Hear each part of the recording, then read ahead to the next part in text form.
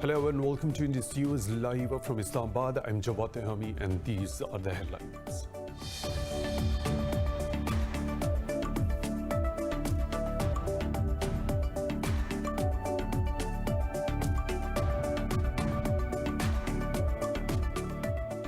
Pakistan's Army Chief General Javed Bajwa says his country paid a heavy price for peace and will maintain it at every cost. He was addressing a passing out ceremony at the military academy in Abbottabad.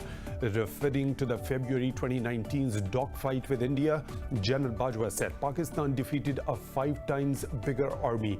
He also said that Pakistan made great efforts for regional and global peace.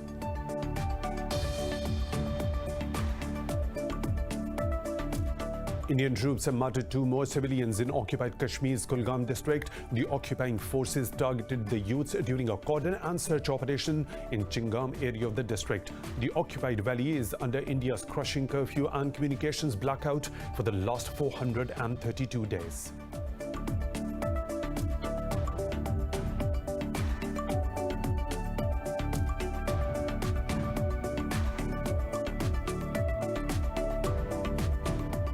Azerbaijan and Armenia have accused each other of violating a Russia-brokered ceasefire in the Nagorno-Karabakh region. Minutes after the truce took hold, Azerbaijan said enemy forces are shelling Azeri territory.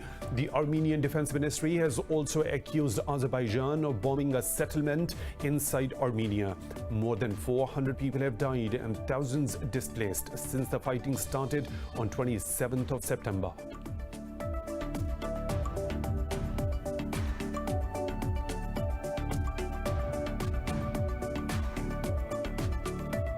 At least 5 civilians have been killed in an explosion in Afghanistan's southern Helmand province. The Defense Ministry said 9 others were injured when a passenger bus hit a roadside bomb in the Gureshik district. The ministry blamed the Taliban for planting the mine. However, the Taliban have not yet claimed the responsibility.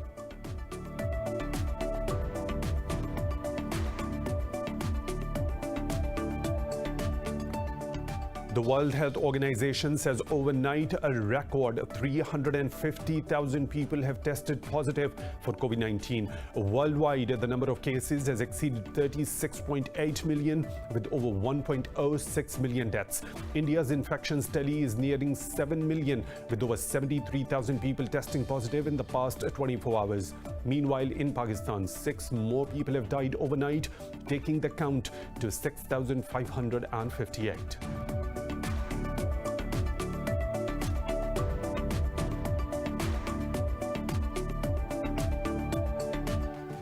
Those are the headlines and detailed stories right after a short break. Stay tuned.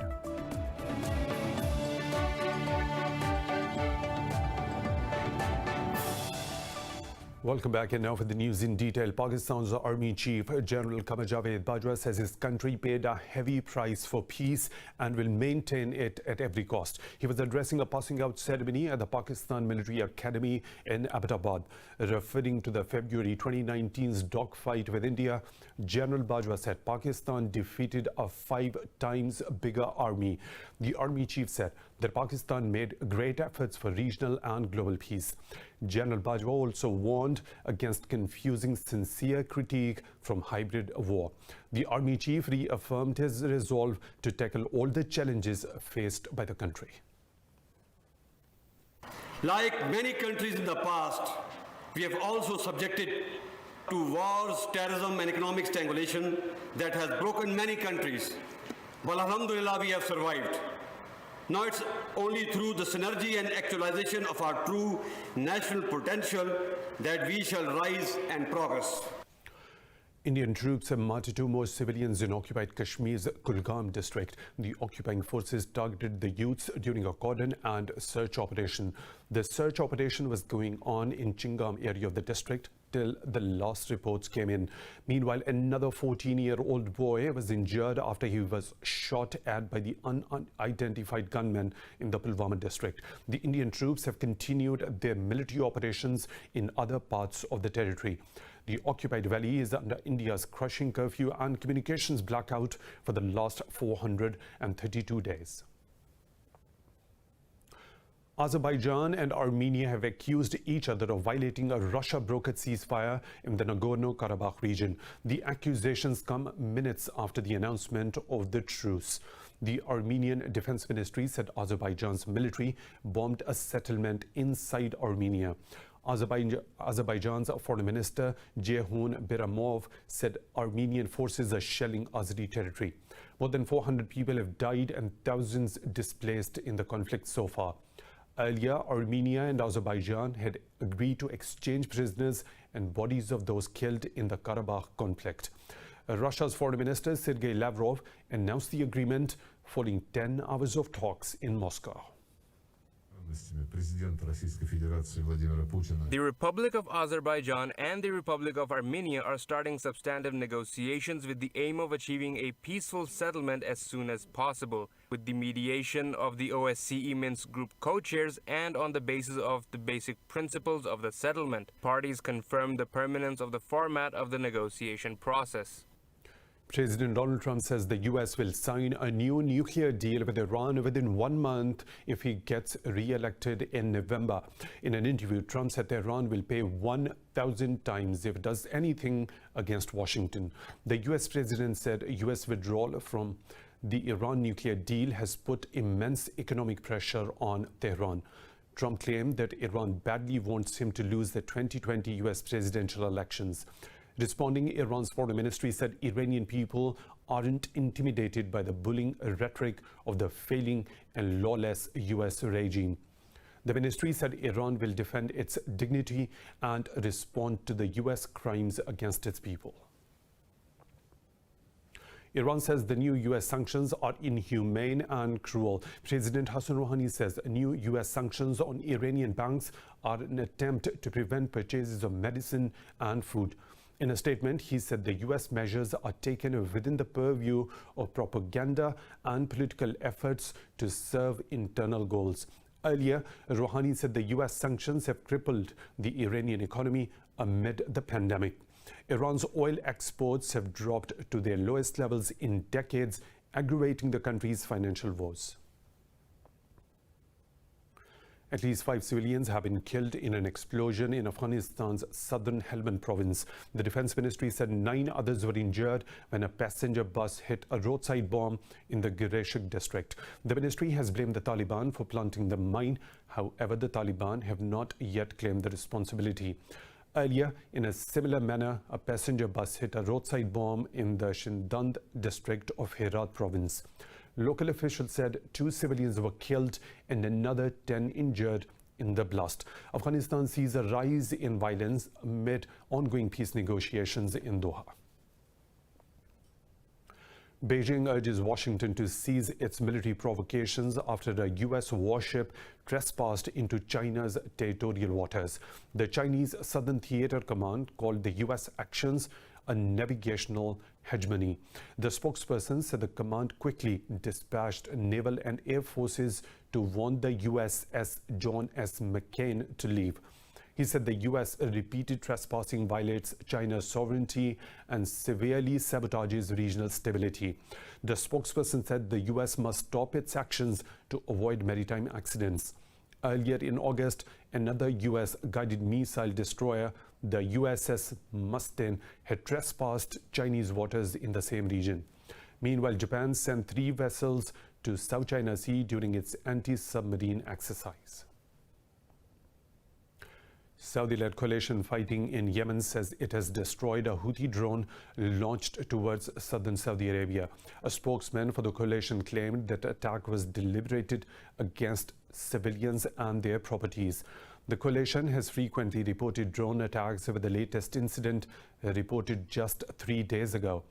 Earlier this week, the coalition destroyed a Houthi boat bomb in the Red Sea. It also captured a strategic base in Yemen from the rebels. Palestinian Foreign Minister Riyad al-Maliki has slammed the international community over failure to stop Israeli violations. Al-Maliki held a meeting with the non-aligned movement. He said Palestinians are facing an existential threat to their rights of freedom and self-determination. The foreign minister said the situation in occupied Palestine reflects serious shortcomings of the international system. Al-Maliki added the international system is content with speeches without real action to stop illegal Israeli practices. A Hamas delegation has met Russia's deputy foreign minister in Moscow to discuss the intra-Palestinian reconciliation efforts. A spokesperson said a delegation led by Musa Abu Marzouk briefed Mikhail Bogdanov on recent intra-Palestinian talks. In an interview, he said Bogdanov affirmed Moscow's commitment to supporting Palestinian efforts to end its internal divisions. The spokesperson said a Russian official reaffirmed support for Palestinians by rejecting the U.S. Middle East deal of the century. He said Bogdanov reiterated the U.S. plan does not represent a solution to achieve peace and security in the region.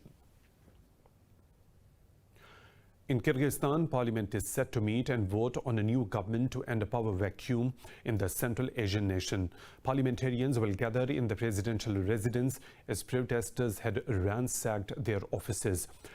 Deputy Speaker Aida Kasim Aliyeva has urged MPs to reconsider the nomination of opposition politician Sadir Zaparov. The speaker said voting him will only divide the country further. Meanwhile, Zaparov's supporters clashed with followers of a few other parties which nominated Omurbek Babanov. Earlier, President Sooronbay Jeenbekov declared a state of emergency in Bishkek and deployed troops to prevent armed clashes. The African Union has lifted its suspension of Mali, which went into effect after a military coup in August. The bloc says it wishes for the country to go back to civilian rule and end military's control over the political system. In a tweet, African Union Commission Chairperson Moussa Faki Mehmet welcomed the bloc's decision, but Mehmet said Mali must organize electoral consultations in order to equip itself with the definitive institutions. Earlier, the West African Regional Bloc, ECOWAS, announced it was ending its post-coup sanctions on Mali. Under pressure from tough sanctions, Mali's junta endorsed a charter to restore civilian rule within 18 months. But despite its concessions, the junta has still not met all the ECOWAS demands. The World Health Organization says a record 350,000 people have tested positive for COVID-19 overnight. This comes as Bulgaria, the UK, Russia, Iran, and many others see the highest spike in their daily infections. Worldwide, the number of cases has exceeded 36.8 million, with over 1.06 million deaths. More in this report. The second wave of the coronavirus pandemic has officially made a devastating start, with new record cases being posted for 2 consecutive days. Many nations previously worst hit by the virus have yet again recorded the highest daily infection toll. Spain, the UK and France have contributed immensely to Europe's cases, which have surpassed 100,000 daily infections for the first time. The World Health Organization has warned the continent to take adequate measures to contain the transmission. We have the tools we have. We have seen how effective those tools can be if applied in the right proportions, at the right time and in the right way at country level. It is, though, sad to see many countries in Europe experiencing a rapid rise in cases, and governments do have to take decisive action in order to try and shut down transmission. The US remains the world leader of coronavirus with over 7.6 million infections and more than 213,000 deaths. Meanwhile, the World Bank says Latin America and the Caribbean region will suffer the worst economic and health impact from the pandemic. The bank has forecasted a nearly 8% drop in regional gross domestic product. The idea sprung up when I saw I was completely without money to pay my rent, to maintain myself. So I started to think about what I could do. And we have to do what we like, and I like to plant flowers. I don't have pretty fingernails because I'm always working with plants. In India, the coronavirus is again spiraling out of control in rural regions, putting the country on track to have the most reported infections in the world. Research suggests that Black and South Asian patients are more severely affected by COVID-19 than white patients at different stages of the disease. In the meantime, the global push to develop a vaccine is gathering pace, with 4 out of 10 candidates entering the third phase of trials. Pakistan has registered 6 deaths from COVID-19 in the last 24 hours. The health ministry says the fatality toll has reached 6,558. The ministry says 671 people tested positive overnight, while the active cases stand at 8,646. It said out of over 318,000 countrywide cases, more than 303,000 have recovered so far. The ministry says 781 patients are admitted in hospitals, with 69 on ventilators. The government says new SOPs will be issued for banquets and other large-scale public gatherings to further curb the COVID-19 spread.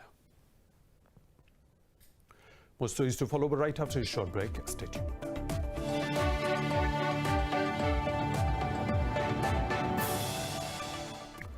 Welcome back. In the United States, the second presidential debate between President Donald Trump and Democrat Joe Biden has officially been cancelled.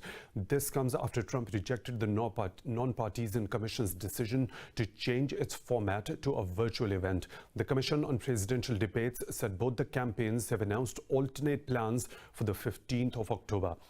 In a statement, the CPD said it will turn its attention for the preparations of the final debate on the 22nd of October. The Commission said both the candidates have agreed to participate in the third and the final debate.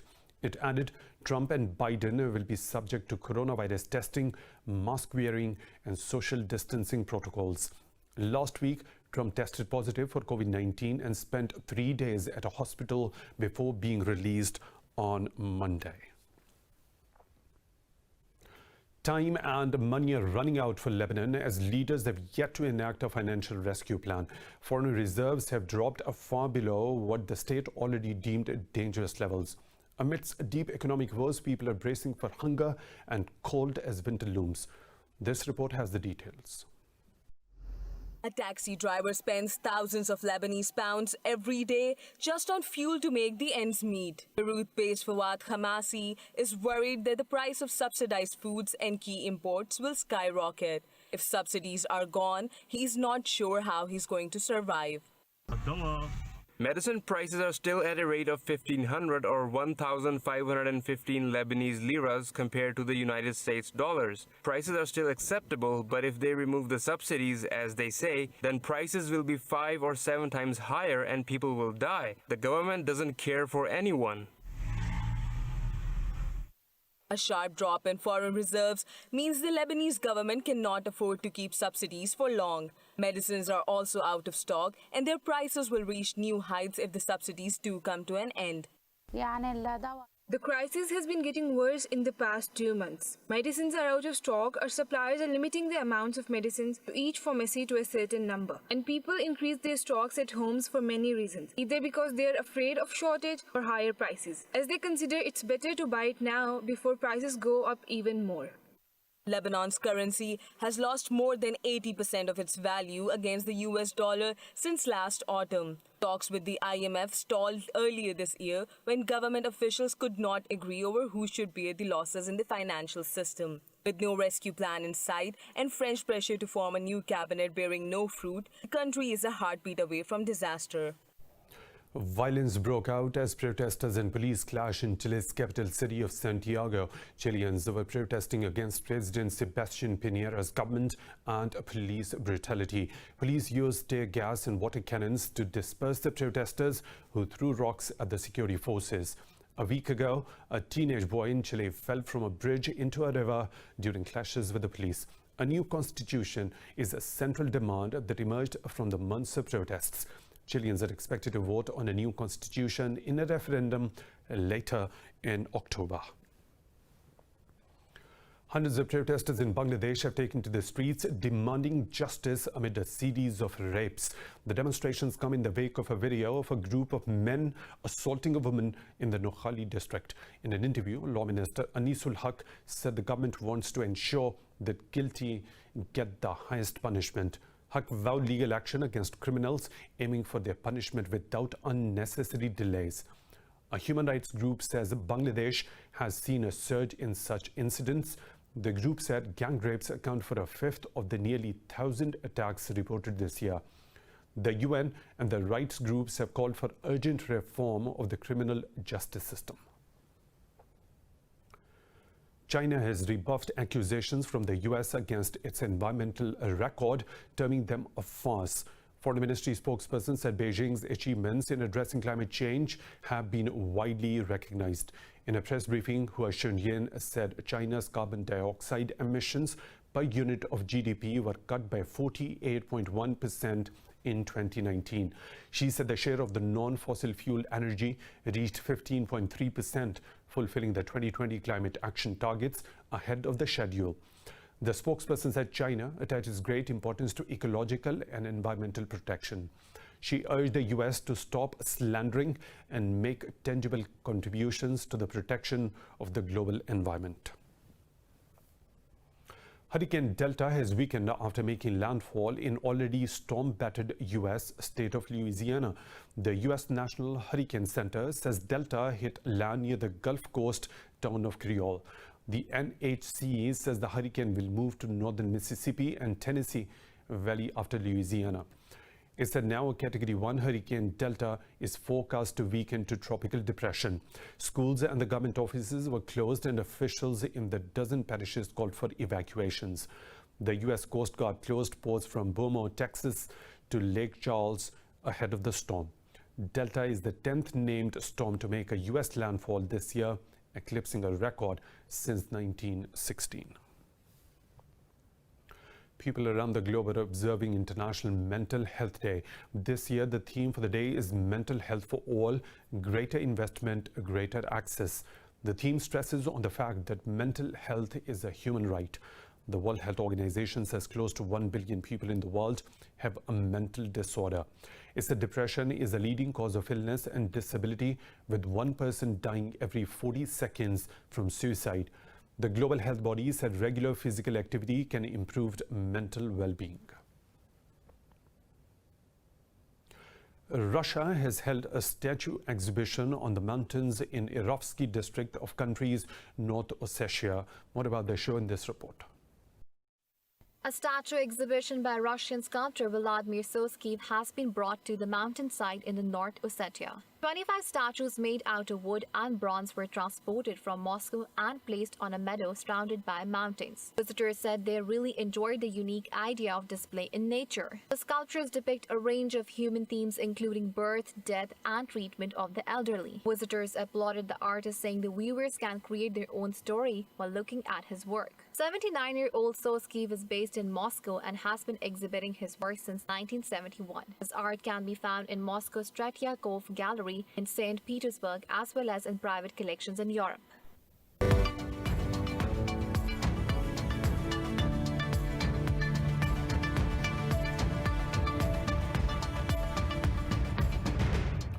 Sri Lanka says it is planning to restart discussions with China on a free trade agreement. After meeting a Chinese delegation, President Gotabaya Rajapaksa said Colombo will deepen friendship with Beijing. Rajapaksa said Sri Lanka is willing to make every effort to press forward the key Belt and Road Initiative cooperation projects. He said his country's trade deficit with China is too high. The president said Beijing must increase the volume of goods purchased from Sri Lanka to bring the deficit down. Rajapaksa rejected accusations that China wanted to trap Sri Lanka into mounting debt with the port deal. The two countries also agreed to strengthen ties in agriculture, education, tourism, and other sectors.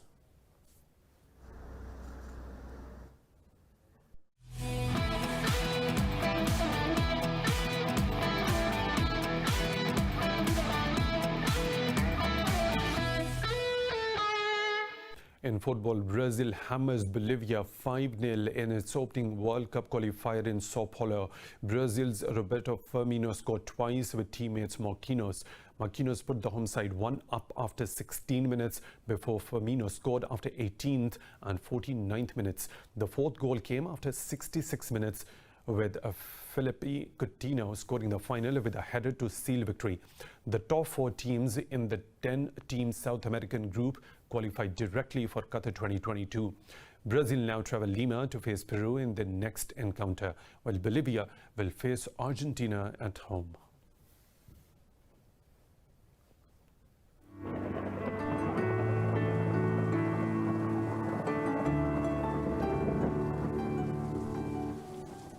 And now the weather situation from around the globe.